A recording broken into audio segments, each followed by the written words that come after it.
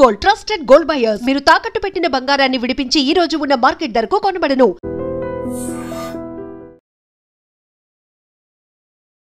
నమస్తే, welcome to iDream talking point with కవిత.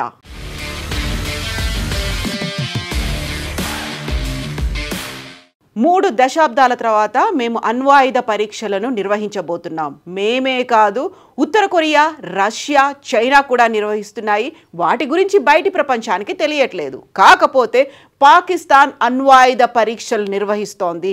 ఎక్కడ చేస్తోంది అని తెలియకపోయినప్పటికీ పరీక్షలు నిర్వహిస్తోంది అనేది మాత్రం మేము గుర్తించగలుగుతున్నాం. ఈ వ్యాఖ్యలు చేసింది అమెరికా అధ్యక్షుడు డొనాల్డ్ ట్రంప్. దాదాపుగా 3 దశాబ్దాల పాటు జరగనటువంటి అణ్వాయుధ పరీక్షలకి నిర్వహించమని నేను ఇప్పుడు ఆదేశాలు జారీ చేశాను అనే మాటని డొనాల్డ్ ట్రంప్ గతంలోనే అనౌన్స్ చేశారు. ఆ మాటకి మేము కట్టుబడి ఉన్నాము అనేటువంటి మాటని మరొకసారి స్పష్టం చేశారు డొనాల్డ్ ట్రంప్. 1991-92 మధ్య కాలంలో ఆపరేషన్ జులిన్ డివైడర్ పేరుతో 7 సార్లు వరుసగా న్యూక్లియర్ టెస్ట్లను నిర్వహించింది అమెరికా. ఆ తర్వాత 3 దశాబ్దాల పాటు ఎలాంటి అణు పరీక్షలను నిర్వహించలేదు. బట్ ఈసారి మాత్రం చాలా క్లియర్గానే దానికి సంబంధించి నేను ఆదేశాలని జారీ చేశాను అనేటువంటి మాటని డొనాల్డ్ ట్రంప్ అనౌన్స్ చేశారు. దానికి సంబంధించి క్లియర్ రికార్డింగ్ అనేది ఇంటర్వ్యూల్లో కూడా ఉంది. ఈ నేపథ్యంలోనే పాకిస్తాన్ నిర్వహిస్తున్నటువంటి అణు పరీక్షలు, దీంతో పాటుగా చైనా కూడా జరుపుతున్నటువంటి పరీక్షల వల్ల భారతదేశం అస్థిరత్వానికి గురయ్యే అవకాశం ఉంది అనేటువంటి మాటని మరోసారి చెప్పారు. తన గతంలోనే ఆపరేషన్ సింధూర్ సమయంలో పాకిస్తాన్కి భారతదేశానికి మధ్యలో జరిగినటువంటి యుద్ధాన్ని ఆపాను అనే మాటని మరోసారి ఇంటర్వ్యూలో చెప్పినటువంటి డొనాల్డ్ ట్రంప్ ఇరు దేశాలు అణ్వాయుధ పరీక్షలు, అణ్వాయుధాలని ఉపయోగించుకునేటువంటి స్టేజ్ వరకు ఆ యుద్ధం వెళ్ళింది. ఆ నేపథ్యంలోనే నేను చాలా బలంగా వారి మీద టారిఫ్లకి సంబంధించినటువంటి మాటను చెప్పాను. దాంతో భయపడిపోయినటువంటి భారతదేశము, పాకిస్తాన్ పరీక్షల్ని, యుద్ధాన్ని ఆపేశాయి అనేటువంటి మాటని మరోసారి స్పష్టం చేశారు. తమ దగ్గర కూడా న్యూక్లియర్ వెపన్స్ అనేవి ఉన్నాయి. అణ్వాయుధ శక్తి ఈ ప్రపంచాన్ని 150 సార్లు పేల్చేయగలిగినంత అణ్వాయుధాలు తమ దగ్గర ఉన్నాయి అనేటువంటి మాటని డొనాల్డ్ ట్రంప్ చాలా క్లియర్గా చెప్పారు. బట్ రష్యా, ఉత్తర కొరియాలు చేస్తూనే ఉన్నాయి. ఎక్కడ చేస్తున్నాయని తెలియదు. చైనా మాత్రం చాలా క్లియర్గా చేస్తోంది. చైనాతో పాటుగా పాకిస్తాన్ చేస్తోంది. కాబట్టి భారతదేశానికి పొరుగున ఉన్నటువంటి ఈ 2 దేశాలు అణ్వాయుధ పరీక్షల్ని నిరంతరం చేయడం వల్ల భారతదేశం అస్థిరత్వంలోకి వెళ్ళే అవకాశం ఉంది అంటూ భారతదేశం చేస్తోంది అనే మాటను చెప్పకపోయినప్పటికీ ఇరు దేశాలు, పాకిస్తాన్కి అండ్ చైనా, భారతదేశానికి పొరుగు దేశాలు, ఈ 2 పొరుగు దేశాలు చేస్తున్నటువంటి అణ్వాయుధ పరీక్షల వల్ల భారతదేశం అస్థిరత్వానికి గురయ్యే అవకాశం ఉంది అనేటువంటి మాట. 3 దశాబ్దాల క్రితం ఆపేసినటువంటి మేము అణ్వాయుధ పరీక్షల్ని మేము చేయబోతున్నాము, దానికి సంబంధించి ఆదేశాలు ఇచ్చామన్నప్పుడు ఆపరేషన్ జులిన్ డివైడర్, ఆ తర్వాత జరిగినటువంటి అణ్వాయుధ ఒప్పందానికి సంబంధించి ఒక ట్రీటీ అనేది కుదుర్చుకున్న తర్వాత అమెరికా ఇప్పటిదాకా అణ్వాయుధ పరీక్షలు అయితే చేయలేదు. ఈ విషయాన్ని అయితే అందరూ గుట్టుగా ఉంచుతున్నారు. బట్ నేను మాత్రం బహిర్గతం చేస్తున్నాను, చాలా అఫీషియల్గానే దీన్ని అనౌన్స్ చేస్తున్నాను అనేటువంటి మాటని డొనాల్డ్ ట్రంప్ అయితే చాలా క్లియర్గా చేశారు. తాజాగా ఆయన తీసుకున్నటువంటి ఆ నిర్ణయాన్ని సమర్థించడమే కాదు, దానికి సంబంధించి క్లారిఫికేషన్ కూడా ఇచ్చారు. ఇప్పటికీ అణ్వాయుధ పరీక్షలు చేస్తున్నటువంటి జాబితాలో పాకిస్తాన్ ఉంది, రష్యా, చైనా, ఉత్తర కొరియా. దీంతో పాటుగా అనేక దేశాలు, ఆ పేర్లు వెల్లడించినప్పటికీ అనేక దేశాలు మాత్రం అణ్వాయుధ పరీక్షల్ని చాలా సీక్రెట్గా ఉంచుతున్నాయి అనే మాట CBS అనేటువంటి న్యూస్ ఛానల్కి దాదాపు 60 నిమిషాలు ఇంటర్వ్యూ ఇచ్చారు డొనాల్డ్ ట్రంప్. అందులో ఈ మాటని చాలా క్లియర్గా చెప్పారు.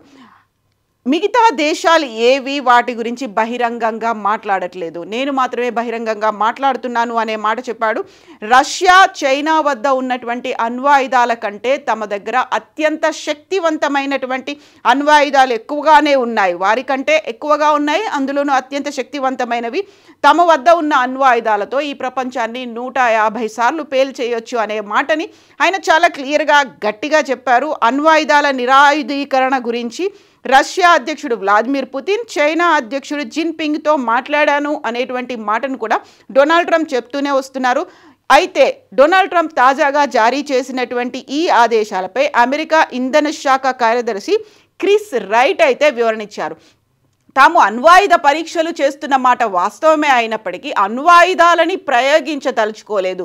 3 దశాబ్దాలు గడిచింది, అంటే 30 ఏళ్ళు గడిచింది. కాబట్టి అవి ఎలా పనిచేస్తున్నాయో వాటి పనితీరును తెలుసుకోవడానికి మాత్రమే పరీక్షలు నిర్వహిస్తున్నాయి. నిర్దేశిత లక్ష్యాన్ని అవి చేరుకుంటాయా లేదా ఇది టెస్ట్ చేయడానికి మాత్రమే అణ్వాయుధ పరీక్షలు చేస్తున్నాము తప్ప అణ్వాయుధాలకు సంబంధించి ఇతర వ్యవస్థలన్నీ సరిగా పనిచేస్తున్నాయా, నిర్దేశిత లక్ష్యాలను చేరుకునే సామర్థ్యం వాటికి ఇంకా ఉందా లేదా అది మాత్రమే టెస్ట్ చేస్తున్నాను తప్ప పరీక్షలు ఒరిజినల్గా వాటిని చెయ్యట్లేదు అనే మాటనైతే క్రిస్ రైట్ వివరించారు. At the same time China, Russia రహస్యంగా అణ్వాయుధాలని పరీక్షిస్తోంది అన్నటువంటి మాటని చైనా మాత్రం ఖండిస్తోంది.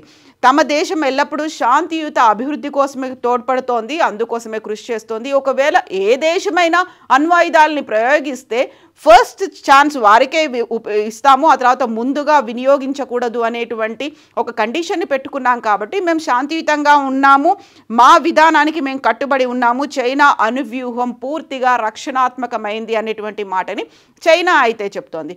బట్ రష్యా ఇప్పటికైతే దానికి సంబంధించి అఫీషియల్గా ఏది వెల్లడించకపోయినప్పటికీ రష్యా కూడా ఈ మధ్య కాలంలో తరచుగా డ్రోన్తో పాటుగా కింద అండర్ గ్రౌండ్లో కూడా టన్నెళ్లలో కూడా వాటిని చేస్తోంది అనేటువంటి మాటని అన్అఫీషియల్గానే వెల్లడించింది. At the same time Pakistan చేస్తోంది అనే మాట, పాకిస్తాన్ మాకు నమ్మకమైనటువంటి మిత్రుడు ఎప్పటికీ కాబోడు అనేటువంటి మాటని డొనాల్డ్ ట్రంప్ మరొకసారి చెప్పినప్పటికీ కూడా దాంతో సంబంధాలని తెంచుకోవడానికి మాత్రం తాము రెడీగా ఉన్నామా లేదా అనేటువంటి విషయాన్ని మాత్రం డొనాల్డ్ ట్రంప్ వెల్లడించలేదు. నమ్మకమైన మిత్రుడు కాదు అనే మాట. బట్ మా దగ్గర ఉన్నటువంటి అత్యంత సామర్థ్యం ఉన్నటువంటి పరికరాల ద్వారా అణ్వాయుధ పరీక్షలు జరుగుతున్నటువంటి పరిసరాల్లో ట్రెమార్స్ని మేము గుర్తించగలుగుతున్నాము, అక్కడ ఉన్నటువంటి వైబ్రేషన్స్ని మేము ఐడెంటిఫై అయితే చేయగలుగుతున్నాం తప్ప ఎగ్జాక్ట్గా ఈ ప్రాంతంలోనే జరిగింది అనేది మేము చెప్పలేము, బట్ పరీక్షలు జరిగాయనేది గుర్తించగలుగుతున్నాము అనేటువంటి మాటని డొనాల్డ్ ట్రంప్ అయితే క్లియర్గా చెప్పారు. బట్ పాకిస్తాన్ అండ్ చైనా ఇద్దరూ చేస్తున్నారు, భారతదేశానికి అస్థిరత్వం చేసేటువంటి ప్రయత్నాల్లో ఉన్నాయి అనే మాటనే చాలా తీవ్రంగా పరిగణించాల్సినటువంటి అవసరం ఉంది అనేది రక్షణ శాఖ దగ్గర నుంచి అధికారుల దగ్గర నుంచి అన్అఫీషియల్గా వస్తున్నటువంటి ఇన్ఫర్మేషన్. ఇప్పటికే ఆపరేషన్ సింధూర్ 2.0 మీద రక్షణ శాఖ మంత్రి రాజ్నాథ్ సింగ్తో పాటుగా త్రివిధ దళాలకు చెందినటువంటి అధినేతలు కూడా చాలా క్లియర్గా ఏ క్షణమైనా ఎప్పుడైనా ఆపరేషన్ సింధూర్ 2.0 జరగవచ్చు అనే మాటను చెప్తూ వస్తున్నారు. పాజ్ బటన్ని ప్రెస్ చేసి ఉంచాము మేలో జరిగినటువంటి ఆపరేషన్ సింధూర్ని. ఏ ఒక్కరూ కూడా తమ యుద్ధాన్ని ఆపమని చెప్పలేదు, బట్ పాజ్ బటన్ అయితే ప్రెస్ చేశామని. ఈ CBSకి ఇచ్చినటువంటి ఇంటర్వ్యూలో కూడా డొనాల్డ్ ట్రంప్ మరోసారి చెప్పారు, తను చేసినటువంటి ప్రయత్నాలు తన బెదిరింపులకు భయపడి మాత్రమే పాకిస్తాన్ భారతదేశం ఆపరేషన్ సింధూర్ని ఆపాయి అనేటువంటి మాటను చెప్పారు. బట్ అదే సమయంలో భారతదేశం ఆపరేషన్ సింధూర్ చేసినటువంటి సమయంలోనే కిరానా హిల్స్కి సంబంధించి పాకిస్తాన్లో ఉన్నటువంటి అక్కడ అణ్వాయుధ బేస్, కేవలం ఎయిర్ బేస్ మాత్రమే కాదు, అక్కడ కూడా మనం దాడులు చేశాము, ఫైటర్ జెట్లు అక్కడ క్షిపణులను కూడా ప్రయోగించాయి, అది మొత్తం పూర్తిగా ధ్వంసం అయిపోయింది అని ఆపరేషన్ సింధూర్ సమయంలో పాల్గొన్నటువంటి అధికారులు అయితే చెప్పారు. బట్ దానికి సంబంధించి పాకిస్తాన్ అఫీషియల్గా ఏ ఇన్ఫర్మేషన్కి ఇప్పటికీ బయటికి వెల్లడించలేదు. ఈ నేపథ్యంలోనే ఇప్పుడు అణ్వాయుధ పరీక్షలకి సంబంధించి అందులోనూ అందరూ చేస్తున్నారు కాబట్టి మేము కూడా చేయబోతున్నాము అనేటువంటి డొనాల్డ్ ట్రంప్ మాటకి కొంచెం అలర్ట్గా ఉండాల్సినటువంటి అవసరం ఉంది అనేది రక్షణ రంగ నిపుణుల దగ్గర నుంచి అయితే వస్తున్నటువంటి మాట. యాక్చువల్గా ప్రతిసారి భారతదేశం పాకిస్తాన్కి మధ్య జరిగినటువంటి యుద్ధాన్ని తవ్వి తీయడమే పనిగా ఉన్నటువంటి డొనాల్డ్ ట్రంప్ ఈసారి కూడా చైనా నుంచి కూడా ముప్పు ఉండబోతోంది అనేటువంటి మాటని, అస్థిరపరిచేటువంటి ప్రయత్నాలు జరుగుతున్నాయి అనేటువంటి మాటని మాత్రం ఆయన మరొకసారి క్లియర్గా చెప్పారు. నాట్ ఓన్లీ పాకిస్తాన్, చైనా నుంచి కూడా ఉంది ఆ ప్రయత్నాలు, ఆ భయము అనేది ఉంది అనేటువంటి మాట. ఓవరాల్గా అయితే అణ్వాయుధ పరీక్షలకి మేము గ్రీన్ సిగ్నల్ ఇచ్చాము. 3 దశాబ్దాల తర్వాత 91-92లో సిరీస్గా జరిగాయి. ఆ ఆపరేషన్ జులిన్ డివైడర్ పేరుతో 7 సార్లు, సంవత్సర కాలంలో 7 సార్లు 7 డిఫరెంట్ ప్లేసెస్లో జరిగాయి. ఆ సమయంలో అణ్వాయుధాల్ని పరీక్షించారు, టెస్ట్ చేసి చూశారు. బట్ ఇప్పుడు మాత్రం ఆ పరికరాలు పనిచేస్తున్నాయా లేదా, అప్పుడు ప్రయోగం జరిగింది, ఇప్పుడు మాత్రం పరిశీలన చేస్తామనే మాట మాత్రమే చెప్తున్నారు. యాక్చువల్గా 150 సార్లు ప్రపంచ దేశాలన్నిటినీ పేల్చేయగలిగినటువంటి సామర్థ్యం మా దగ్గరుంది అనేటువంటి మాటని భయపెట్టడానికి, బెదిరించడానికి, లొంగ తీసుకోవడానికి మాత్రమే యూజ్ చేస్తున్నారు అనేటువంటి వాదనలు కూడా వినిపిస్తున్నాయి. యాక్చువల్గా ఎందుకని ఇంత సడన్గా అమెరికా అధ్యక్షుడు న్యూక్లియర్ టెస్ట్ల ప్రస్తావన తీసుకొచ్చారు? ఎందుకని మళ్ళీ అందులో భారతదేశం గురించి వివరిస్తున్నారు? కేవలం పాకిస్తాన్ నుంచి కాకుండా చైనా నుంచి కూడా ప్రమాదం పొంచి ఉంది, అస్థిరపరచడానికి కుట్రలు జరుగుతున్నాయి అనేటువంటి మాటని ఎందుకన్నారు? దీని మీద కూడా దృష్టి సారించాల్సినటువంటి అవసరం ఉంది అనేటువంటి వాదనలు కూడా వినిపిస్తున్నాయి. మీరేమనుకుంటున్నారో కామెంట్స్ రూపంలో తెలియజేయండి. నిజంగా ప్రస్తుతం ఉన్నటువంటి సమాజం దేనికి ప్రయారిటీ ఇస్తుంది? ఆర్థిక సంబంధాల చుట్టూ మాత్రమే తిరుగుతుంది. మళ్ళీ ఎన్నికలంగానే చాలా విరక్తి కలుగుతాను.